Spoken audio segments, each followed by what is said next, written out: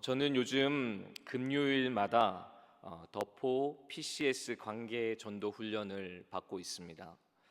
그런데 이번 훈련생들부터 추가된 과제가 있더라고요. 배운 내용을 가지고 30명에게 복음을 전해보는 것입니다. 강사님이 훈련생들을 배려해서 눈을 감고 한 주간 그 숙제를 한 사람은 손을 들어보라고 했습니다. 안타깝지만 저는 그 손을 들지 못했습니다. 좀 되게 부끄럽더라고요. 그래도 그 강의가 마치고 재림 목사님이 찍은 사진을 보니까 저만 손을 못 든 것이 아니라 조금은 덜 민망했습니다.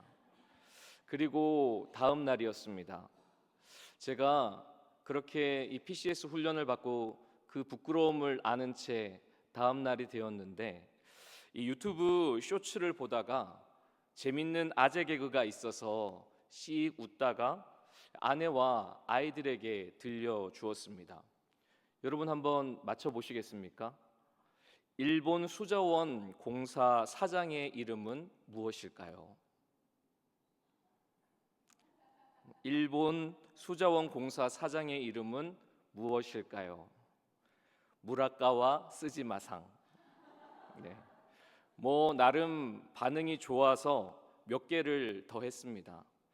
제가 만약 이 자리에서 몇 개를 더 하면 오늘 설교 내용은 기억 못하고 아재 개그만 묵상하고 가실까 봐 더 하지는 않겠습니다. 그런데 그렇게 실없이 웃다가 혼자 이런 생각이 들었습니다. 도대체 이게 뭐라고 잠자는 애들한테까지 가서 알려주려고 하나? 그 생각이 전도 훈련 과제로 이어졌습니다. 아재 개그는 나를 웃기니까 가족들도 웃게 해주고 싶어서 들려주려고 하는데, 과연 복음은 어떠한가? 예배당으로 찾아오는, 오늘 이렇게 수요 예배처럼 예배당으로 찾아오는 성도님들에게는 말씀을 전하면서 정말 복음이 필요한 사람에게는 왜 찾아가서 전하지 않고 있는가? 목사이기 때문에 만날 사람이 없어서라는 말은 제 자신도 납득시키지 못했습니다. 조금은 더 솔직해지는 것은 어떨까요? 복음을 들어도 더 이상 새롭지 않고 마음에 기쁨과 감동이 식어버린 채 겨우 예배의 자리만 지키고 있는 것은 아닐까요? 그래서 나를 웃게 할, 나에게 감동을 줄 다른 무언가를 계속해서 검색하고 있지는 않습니까? 오늘 우리가 읽은 본문은 에베소 교회를 향한 사도 바울의 기도입니다. 바울이 쓴 다른 서신서들을 보면 대부분 편지 서두에 바울의 기도가 기록되어 있습니다. 대부분 하나님께 감사의 기도를 올려드리고 있죠. 그런데 이 에베소서를 보면 이례적으로 편지 중반부에 또 한 번 이 기도가 적혀 있습니다. 왜 사도 바울은 이 두 번이나 이 교회를 향한 기도를 기록해 두은 것일까요? 그만큼 에베소 교회를 향한 깊은 관심과 간절함이 있었기 때문입니다. 에베소 교회는 사도 바울이 개척한 교회이며 성도들과 가장 오랜 시간 동고동락한 곳입니다. 열매도 많았고 동시에 핍박도 심했습니다. 몸은 떨어져 있지만 마음만큼은 늘 에베소 교회에 머물러 있었을 것입니다. 바울은 에베소 교회를 걱정하고 있습니다. 여러분 3장 13절 말씀을 같이 한번 읽어볼까요? 3장 13절 말씀 같이 읽겠습니다. 시작. 그러므로 너희에게 구하노니 너희를 위한 나의 여러 환난에 대하여 낙심하지 말라. 이는 너희의 영광이니라. 이미 1장부터 2장까지 이 바울은 복음이 어떻게 성도들에게 역사했는지, 그리고 이들이 어떻게 구원을 받아 교회로 함께 지어져 가는지 알려주었습니다. 그런데 막상 이 에베소 교회 성도들을 생각하니 마음이 찹찹했던 것이죠. 복음으로 인해 고난받고 있는 바울 자신을 생각하며 낙심할까 염려가 된 것입니다.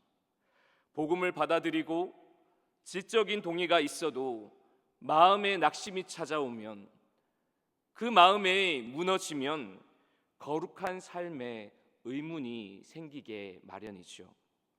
내가 이렇게까지 살아서 뭐하나?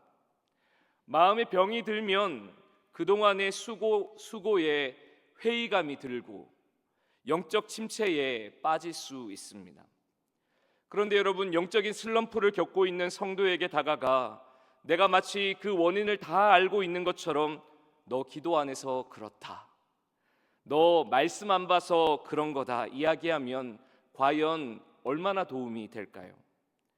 쉬운 일도 하기 싫으면 어려운 법이고, 어려운 일도 하고 싶어서 하면 쉬운 법입니다. 그에 따른 열매에도 차이가 있죠. 바울은 이제 이 4장부터 에베소 교회가 교회로서 어떠한 모습을 갖추어야 하는지, 어떤 역할을 해야 하는지 권면하려고 합니다. 앞부분의 교리적 핵심을 정리하면서 뒷부분의 실천적인 내용을 연결하려는 참이었습니다. 그런데 여러분, 만약 에베소 교회가 낙심해 있다면 어떨까요? 왜 자꾸 모이라고 하는 거야? 왜 이렇게 한다고 뭐가 달라지나? 세상에 비해 교회는 너무 뒤처져 있어. 왜 굳이 전도를 자꾸 하라고 하는 거야? 온통 부정적인 생각과 불평으로 하나님의 뜻을 거스르며 역행하려고 하지 않겠습니까? 세상을 향해 빛을 발산해야 할 교회가 그 빛을 점점 잃어가는 것입니다. 사랑과 공의로 다스리는 교회에 미움과 불의가 싹트기 시작하는 겁니다. 그러므로 바울은 에베소 성도들에게 권면하기에 앞서 다시 한번 그 낙심하고 있을지 모르는 그 에베소 교회 성도들을 향해 권면하기에 앞서 다시 한번 오늘 본문 3장의 내용으로 기도하고 있는 겁니다. 그가 여러분 어떻게 기도했는지를 한번 보십시오. 그리고 이 바울이 어떻게 무슨 내용으로 기도했는지를 한번 살펴보십시오.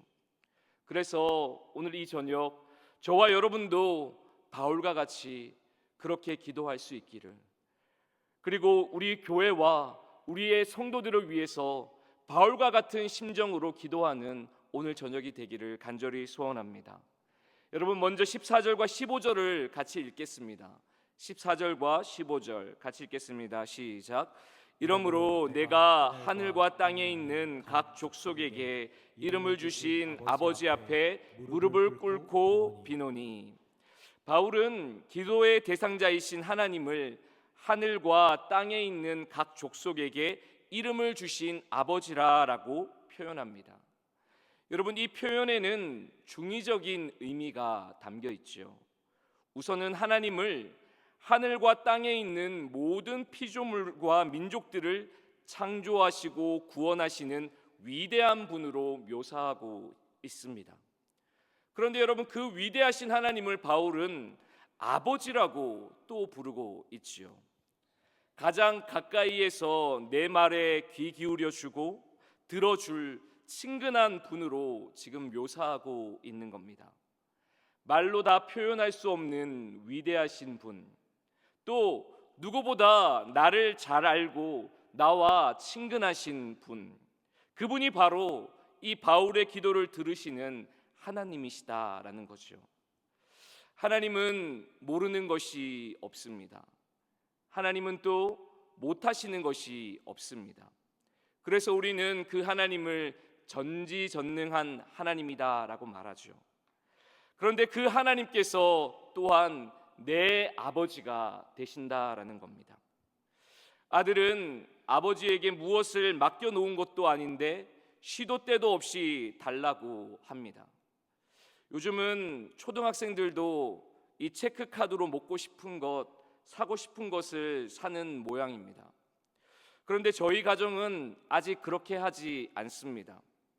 필요할 때마다 돈을 주거나 가게로 송금하고 있습니다.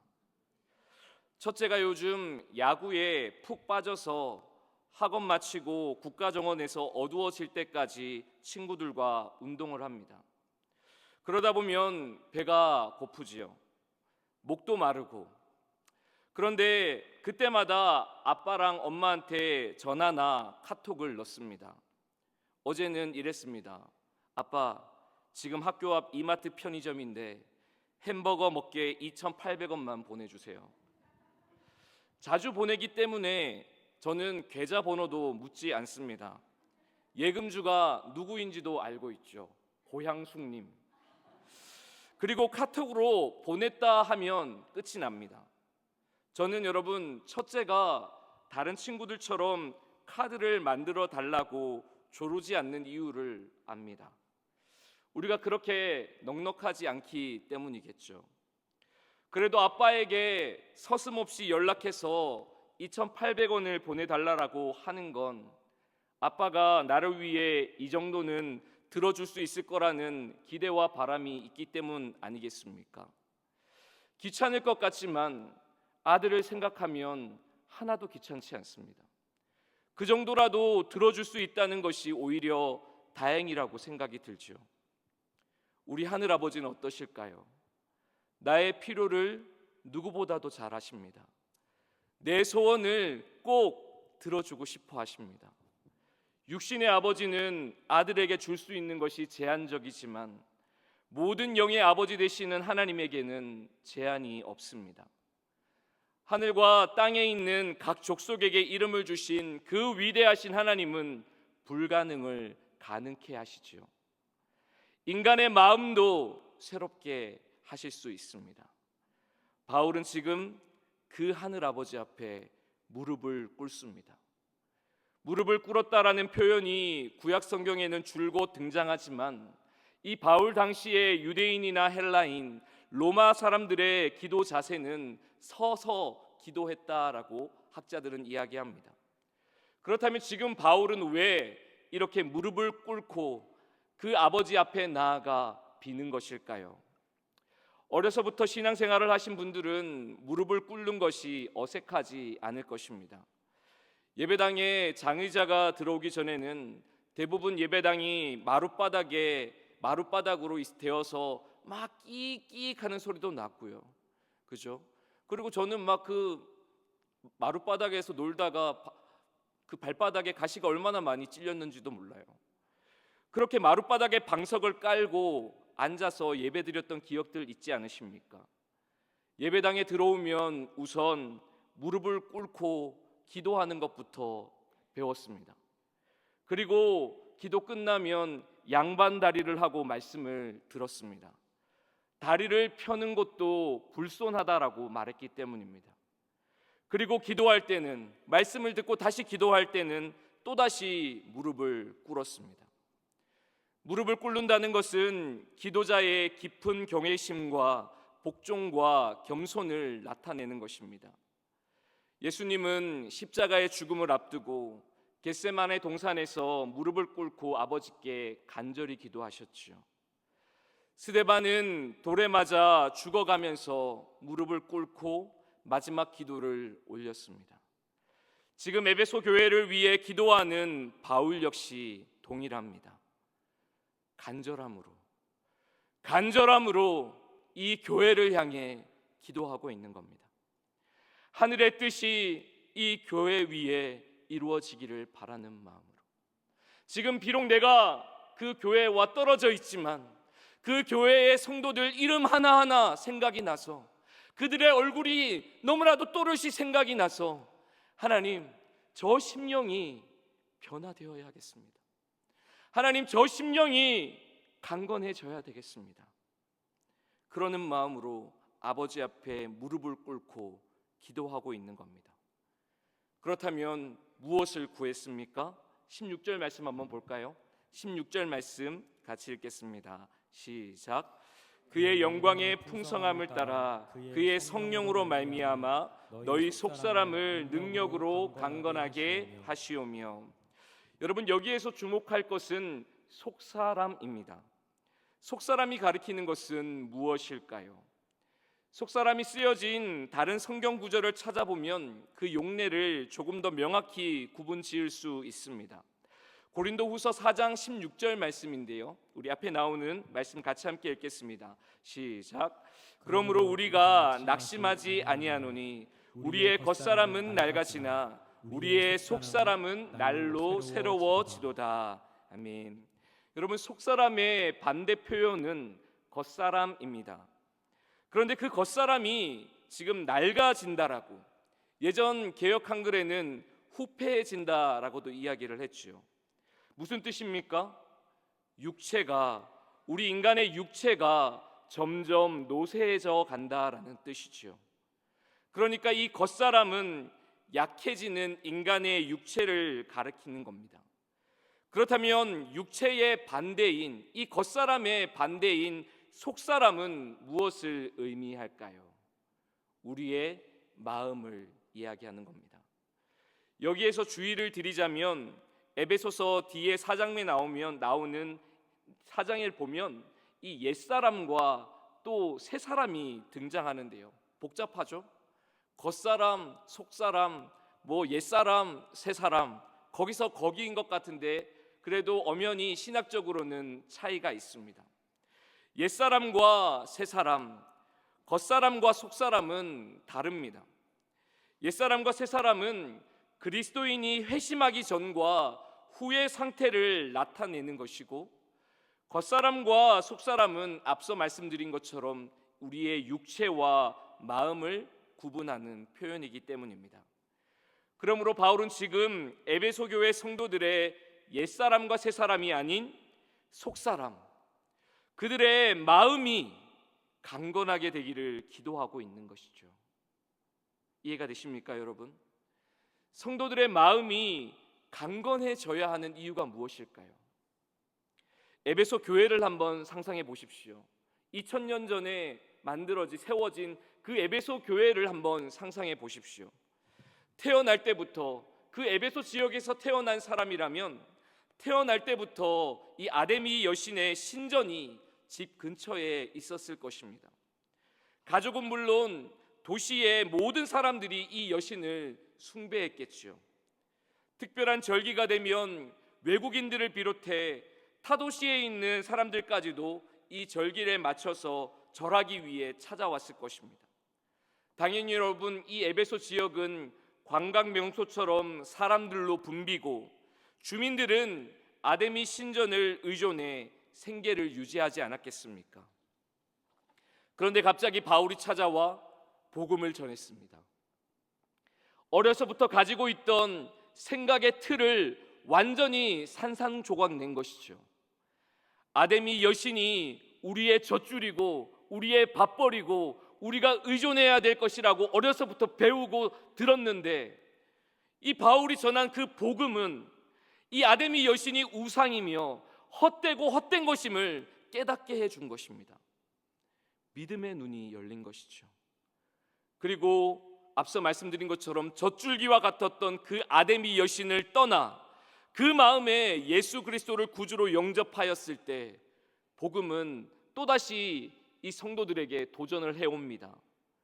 더 이상 세상 풍조를 따라 살지 말고 하나님 나라를 드러내는 거룩한 백성, 그리스도의 몸, 교회로서 살라라고 도전해 오는 것이죠.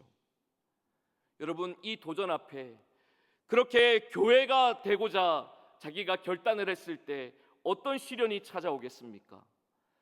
그 에베소 지역에서 함께 자라고 울고 웃으며 자라났던 중마고우와 같은 동네 친구들이 자기를 버리며 욕을 할지도 모릅니다. 가족들은 또 어떨까요? 호적에서 파겠다라고 이야기하며 내 자식을 멀리하지 않겠습니까? 또 당장에 그리스도를 믿었다라는 그 이유 하나만으로 먹고 사는 일에 문제가 발생했을 것입니다. 여러분, 만약 그런 상황이라면, 저와 여러분이 그런 에베소 교회의 성도들과 같은 상황이라면 우리의 마음이 온전할 수 있겠습니까? 여러분들은 그 마음을 지켜낼 수 있겠습니까? 만약 마음이 약하다면 이런 시련 앞에 어떻게 반응할까요? 성경의 역사서들은 우리의 믿음의 조상들이 어떤 반응을 했는지 우리에게 반면교사로 알려주고 있지 않습니까? 그렇게 애굽에서 정말 기적과 같이 탈출했는데 당장 광야에서 마실 물이 없으니까 하나님 앞에 원망하며 다시 애굽으로 돌아가자고 이야기하며 불평과 원망을 늘어놓는 것이죠. 우리의 마음이 약하면 얼마든지 그렇게 돌아가자고 이야기할 수 있다라는 겁니다. 자기 욕심을 제어하지 못하고 우유부단하여 죄의 유혹에 쉽게 굴복하고 시험과 고난 앞에 무력하게 무너질 것입니다. 그러나 여러분, 그 반대로 우리의 마음, 우리의 속사람이 강건하다면 이야기는 달라지겠죠. 예수님의 제자들을 한번 보십시오. 예수님이 십자가를 지실 때만 해도 그들의 마음은 어린아이처럼 약했습니다. 그래서 모두 예수님을 버리고 도망갔습니다. 그러나 예수님이 부활하시고 어느 순간부터 제자들의 속사람이 강건해졌습니다. 전에는 그 십자가 앞에 도망치던 신세였는데 이제는 목숨도 아끼지 않고 땅끝까지 이르러 예수님의 십자가와 부활을 자랑하는 증인들로 거듭난 것입니다. 여러분, 무엇이 제자들의 속사람을 강건하게 했습니까? 제자들이 그렇게 마음이 강건해질 수 있었던 특별한 계기가 언제입니까? 사도행전 1장 8절 말씀 같이 한번 읽어볼까요? 사도행전 1장 8절 같이 읽겠습니다. 오직 성령이 너희에게 임하시면 너희가 권능을 받고 예루살렘과 온 유대와 사마리아와 땅끝까지 이르러 내 증인이 되리라 하시니라. 아멘. 여러분, 성령께서 그 일을 행하셨습니다. 성령의 권능, 성령의 능력이 제자들을 송두리째 바꾸어 버린 것입니다. 사람으로서는 할 수 없는 그 일을 하나님은 그분의 영이신 성령을 통해 그의 영광의 풍성함을 따라 그 속사람을 강건케 하신 줄로 믿습니다. 그러므로 바울 역시 에베소 교회의 성도들이 성령의 능력으로 속사람이 강건하여지기를 지금 간절히 무릎을 꿇고 빌고 있는 것이죠. 16절 말씀 다시 한번 읽어볼까요? 3장 16절 말씀 시작. 그의 영광의 풍성함을 따라 그의 성령으로 말미암아 너희 속사람을 능력으로 강건하게 하시오며. 아멘. 성령은 성도들을 내적으로 강건케 해서 복음의 진리를 담대하게 전하게 합니다. 모든 고난과 역경을 견디고 오래 참게 하죠. 또한 성령님은 죄의 유혹을 이기게 하시고 박해와 고통 가운데에서도 우리의 믿음을 굳게 지키게끔 하십니다. 여러분, 이어지는 바울의 기도, 또 그가 무엇을 구했는지를 한번 보십시오. 17절 말씀 같이 함께 읽겠습니다. 17절입니다. 시작. 믿음으로 말미암아 그리스도께서 너희 마음에 계시게 하시옵고. 네, 거기까지요. 그리스도께서 지금 여러분 어디에 계시기를 기도하고 계십니까? 네, 우리의 마음입니다. 16절에서도 속사람이 강건해지기를 원하지 않습니까?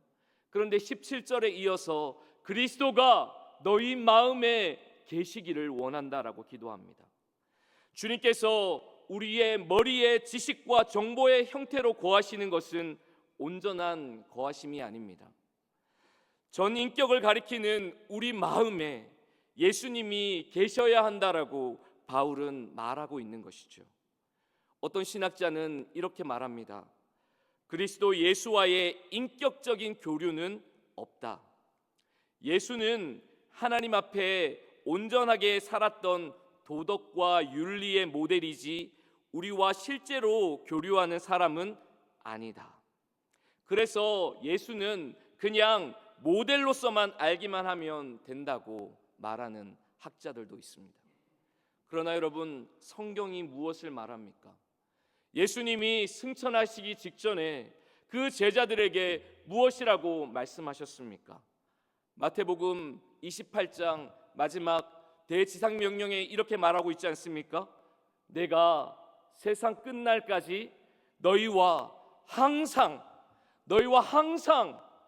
함께 있으리라. 아멘. 주님은 우리와 함께 하시기를 원하시고 함께 있겠다고 약속하셨으며 지금도 성령으로 말미암아 그리스도의 영으로 우리 마음 안에 거하고 계시는 줄로 믿습니다. 비록 성육신 하셔서 제자들과 함께 했던 그때와는 달리 예수님은 지금 우리 눈에 보이지 않고 그분의 음성도 들리지 않습니다. 그러나 여러분, 사도 바울이 무엇을 기도합니까? 믿음으로 말미암아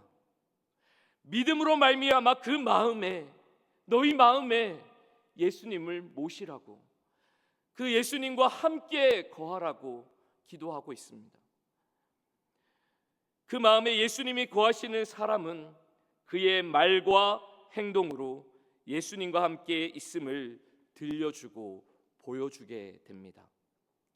사도 바울은 에베소 교회 성도들이 머리로만 알고 있는 예수님이 아니라 그들의 심장과 전 인격을 관통하여서 이제는 내가 죽고 내 안에 살아계신 예수님을 삶으로 증명해내기를 바라며 지금 기도하고 있는 겁니다. 사랑하는 성도 여러분, 지금 저에게 필요한 것이 저는 바울의 기도라는 생각이 들었습니다.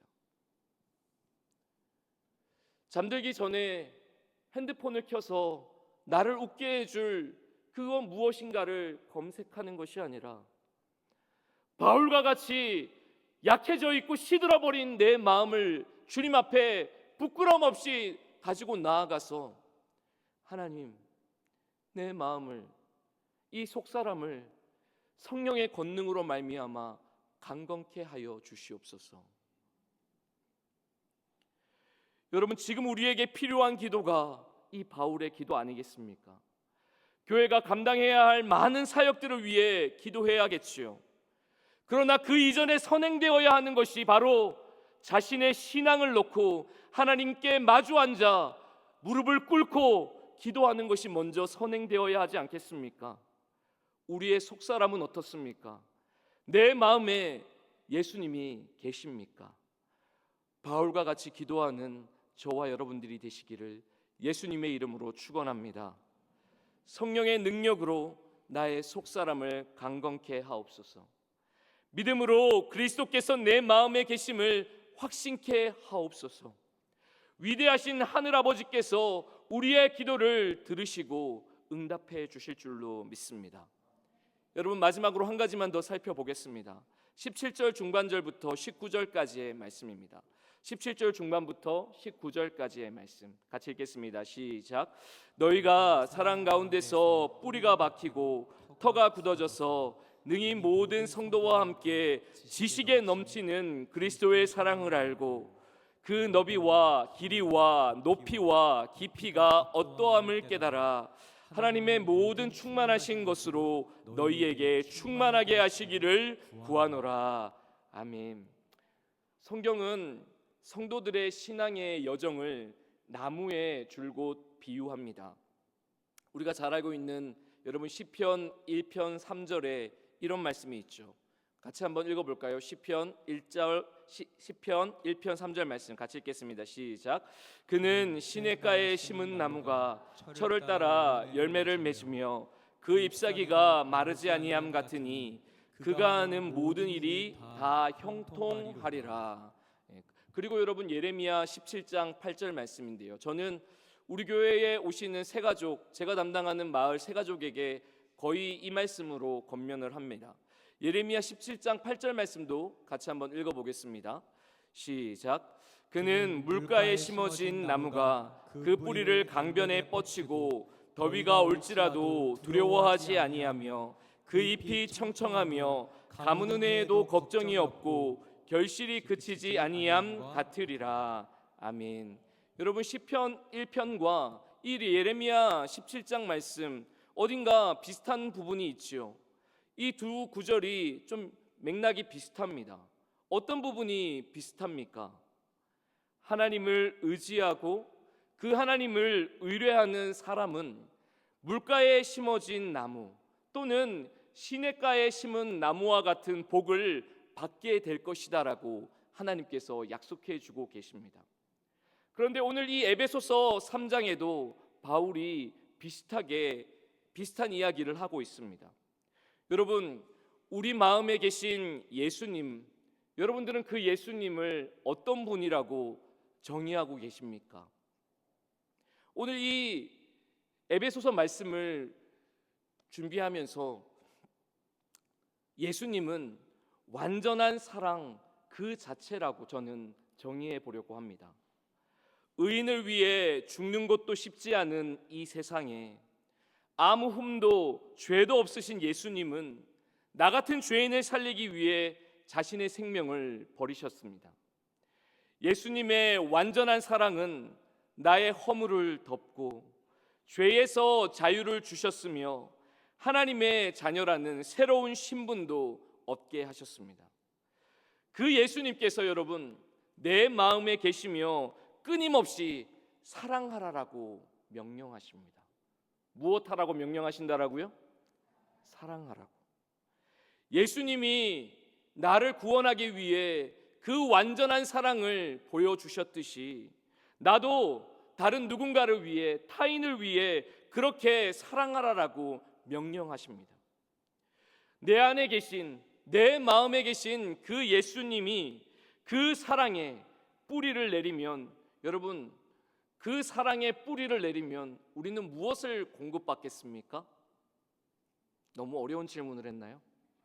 완전한 사랑 되시는 그 예수님이 내 마음에 토대가 되어 주신다면, 그 사랑의 뿌리를 박는다면 우리는 어떤 자양분을 공급받겠습니까? 사랑 아니겠습니까? 사랑을 받는 것이죠. 그리고 그 뿌리로 인해서 사랑을 공급받는다면 우리는 또한 사랑이라는 열매 또한 맺게 되어 있습니다. 어떤 신학자는 이렇게 표현하더라고요.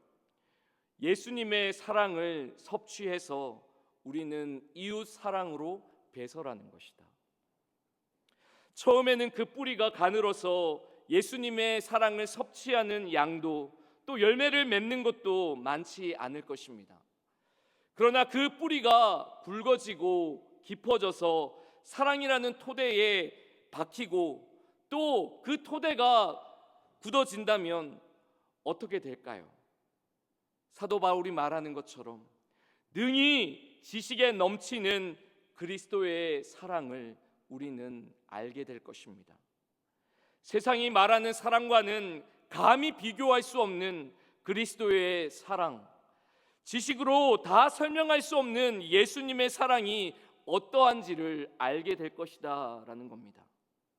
바울은 그가 경험한 그 지식에 넘치는 사랑, 그 사랑이 무엇인지를 고린도전서 13장에 아주 정확하게 정리해 주고 있죠. 여러분 암기하시는 분들도 많이 있죠. 노래로도 많이 부르죠. 그런데 여러분 그 사랑이 우리가 실생활에서 적용하기에 생각보다 많이 부담스럽지 않으시던가요? 우리가 잘 암송하고 좋은 곡조의 노래는 부르지만 그 고린도전서 13장에 기록된 지식에 넘치는 그리스도의 사랑을 실천하기에는 너무나도 벅차다라는 것을 잘 아실 겁니다. 여러분 같이 한번 읽어볼까요? 고린도전서 13장 4절부터 7절까지 말씀 같이 읽겠습니다. 시작. 사랑은 오래 참고 사랑은 온유하며 시기하지 아니하며 사랑은 자랑하지 아니하며 교만하지 아니하며 무례히 행하지 아니하며 자기의 유익을 구하지 아니하며 성내지 아니하며 악한 것을 생각하지 아니하며 불의를 기뻐하지 아니하며 진리와 함께 기뻐하고 모든 것을 참으며 모든 것을 믿으며 모든 것을 바라며 모든 것을 견디느니라. 아멘. 그리스도의 사랑은 모든 인류를 포함할 정도로 충분히 넓습니다. 또 그리스도의 사랑은 영원토록 계속 지속될 만큼 충분히 길고 또 그리스도의 사랑은 가장 타락한 죄인에게 도달할 수 있을 정도로 충분히 깊고 또 그리스도의 사랑은 그 죄인을 하늘로 높이 올릴 만큼 충분히 높습니다. 사랑하는 성도 여러분, 지식에 넘치는 그리스도의 사랑이 무엇을 의미하는지 조금 이해가 되십니까? 우리가 만약 이 지식에 넘치는 그리스도의 사랑을 알아 그 너비와 길이와 높이와 깊이가 어떠함을 깨닫는다면 어떻게 할 것 같습니까? 그 사랑에 감격해서 그 사랑을 자랑하려고 하지 않겠습니까? 나를 웃게 해줄 무언가, 나를 감동시켜줄 무언가를 찾는 것이 아니라 그 지식에 넘치는 그리스도의 사랑에 푹 잠겨서 만나는 사람들에게 이 사랑을 한번 들어보라고, 이 사랑을 와서 한번 보라고 그렇게 강권하지 않겠느냐라는 말입니다. 사랑하는 성도 여러분, 오늘 나는 어떠했습니까? 여러분들의 오늘 하루의 삶을 한번 돌아보십시오. 말씀을 준비하다가, 오늘 하루 종일 말씀을 준비하다가 담임 목사님이 밥 먹자 그래가지고 만나 감자탕을 갔습니다. 막 우리끼리 대화를 막 주고받는데요, 제가 말이 자꾸 아껴지는 거예요. 쓸데없는 말 하고 싶지 않고, 뭐 쓸데없다라고 표현해서 죄송합니다. 실없는 이야기 하고 싶지 않고, 오늘 말씀에 푹 잠겨서 나도 이 사랑을 좀 살고 싶고, 이 사랑을 드러내 보여주고 싶고, 아재 개그가 아니라 정말 이 그리스도의 사랑이 무엇인지를 내 삶으로 체득해서 사람들에게 자랑하고 싶은데, 다음 주에 명절이 되면 우리 장인어른한테 가서 담대하게 복음을 전해야 되는데 막 그렇게 살고 싶은데, 오늘 하루 종일 그 말씀을 묵상하면서 그냥 아무 말도 하지 않고 그냥 꾸역꾸역 밥만 먹었습니다, 여러분. 그런데 여러분, 속사람은 넘어지고 우리 마음에 주님이 계시지 않은 채로 하루 종일 그렇게 살다가 오지는 않으셨습니까? 지식에 넘치는 그리스도의 사랑은 온데간데 없고 작은 말 한마디에 참지 못하고 분을 내지는 않으셨습니까? 아까 고린도전서 13장과 정반대의 모습, 그렇게 살진 않았습니까? 그러나 여러분, 낙심하지 마십시오. 우리는 지금 기도의 자리에 있습니다. 사도 바울이 에베소 교회를 위해 기도한 것처럼 우리도 그렇게 기도하는 시간이 되면 좋겠습니다. 성령의 능력을 힘입어 속사람이 강건해지도록, 믿음으로 말미암아 내 마음에 예수님을 모시고 살아가도록, 지식에 넘치는 그리스도의 사랑을 깨달아 하나님의 충만하신 것으로 충만해질 수 있도록 기도하시기를 바랍니다. 바울은 마지막에 이렇게 이야기를 합니다. 제가 자막을 준비하지 않았지만 마지막 에베소서 3장, 여러분 20절과 21절 말씀 같이 함께 읽겠습니다. 에베소서 3장 20절 21절 같이 읽겠습니다. 시작. 우리 가운데서 역사하시는 능력대로 우리가 구하거나 생각하는 모든 것에 더 넘치도록 능히 하실 이에게 교회 안에서와 그리스도 예수 안에서 영광이 대대로 영원 무궁하기를 원하노라. 아멘. 하나님께서 오늘 이 저녁에 우리 기도에 응답하실 것입니다. 그분의 능력대로 역사하실 것입니다. 우리가 구하거나 생각하는 모든 것에 더 넘치도록 응답하실 전능하신 하나님, 위대하신 창조주, 나의 아빠 아버지에게 우리의 마음을 쏟아 간절히 부르짖는 저와 여러분들이 되시기를 예수님의 이름으로 축원합니다.